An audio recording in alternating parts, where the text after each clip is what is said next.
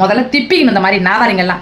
ஏன்டி கீழே என்ன ஊருமா நமங்குமா பொசங்குமா 5 நிமிஷம் ஆசைக்காக அரிப்பெடுத்து புருஷனை விட்டு பெத்த புள்ளைய விட்டுட்டு இந்த நித்யா செருக்கி தஞ்சாவூர்ல இன்னொருத்த கூட ஓடி இருக்காளே கம்யூனிட்டி செருக்கி நல்ல சாவு நினைக்காடி.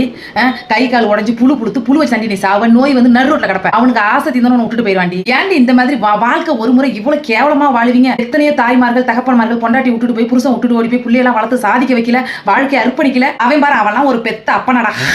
நீ எல்லாம் ஒரு பெத்த அப்பனடா கம்யூனிட்டி பயல. இந்த கண்டாரவழி தெய்வம் வேற பிள்ளைன்னா என்னன்னு அருமை தெரியாத நாதாரிகளுக்கு எல்லாம் பிள்ளை வர கொடுக்குது. 3 புள்ளைய கழுத்தறுத்து கொண்டு இருக்கான் பாவி. இவங்க 2 பேரும் நிக்க வச்சு ஒருக்கணும், அப்பதான் திருந்து வாழுங்க. எங்க பார்த்தாலும் அவங்க நியூஸ் வயிறு எரியுது. எங்களை மாதிரி பிள்ளை வர இல்லாதவங்களுக்கு தாண்டி அதோட வழி தெரியும். அவதான் விட்டுட்டு போடுனா அவன் நீ அப்பன் தானே, உனக்கு சொரணம் இல்ல. 3 புள்ளைய வளர்க்க முடியல. உன் சொந்த பந்தம் ஆயி அப்பங்கிட்ட கொடுத்துருந்தா கூட ஆளுக்கு ஒன்று சோறு போட்டு வளர்த்துருப்பாங்களே. கவர்மெண்ட் ஆசிரம நடத்தல இந்த மாதிரி பிள்ளை இல்லாதவங்கிட்ட தூக்கி கொடுக்க வேண்டியதானடா. சட்டப்பூர்வமா எழுதி வாங்கி ஏன்டா இவ்வளவு அவசரப்பட்டு கேவலம் இது யோக்கிய மாதிரி போலீஸ் ஸ்டேஷன்ல போய் அவனே தஞ்சம் அடைஞ்சிட்டானா.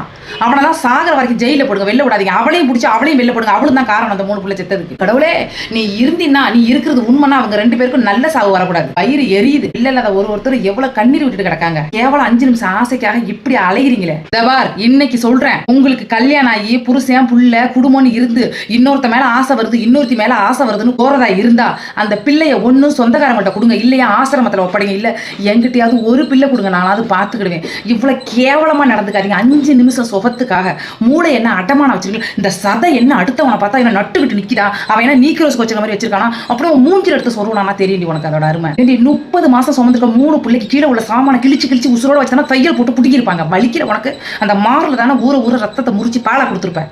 பிள்ளைய விட்டுட்டு போனவன் ஒரு பெத்தவரா பெண்களுக்கு சாவு கேட்டு நீலாம் ஒரு ஆம்பளையாடா. எத்தனை ஆம்பளைங்க பிள்ளைங்களை வச்சுட்டு போராடுறாங்க தெரியுமா, வளர்க்குறாங்க தெரியுமா, தன் வாழ்க்கையை அர்ப்பணிக்கிறாங்க. எல்லாம் ஒரு அப்பா நடா வெளில சொல்லிக்காத பொட்டை பையில வெளில வராத பொட்டை.